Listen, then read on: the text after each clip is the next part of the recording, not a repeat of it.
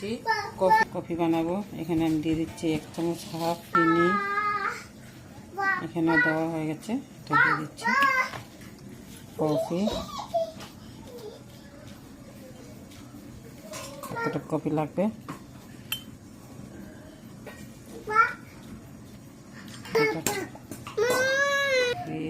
দুধ,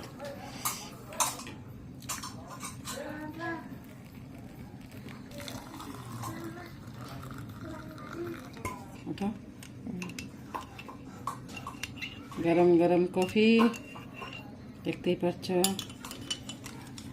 আমি তো নেই একটু, কিন্তু আমার কাপটা বড় হলে খেতে ভালো লাগে। আমি যেন সবসময় বড় কাপে চা খাই, আমার বড় কাপে ভালো লাগে খেতে, এই জন্য হয়ে গেছে কফি।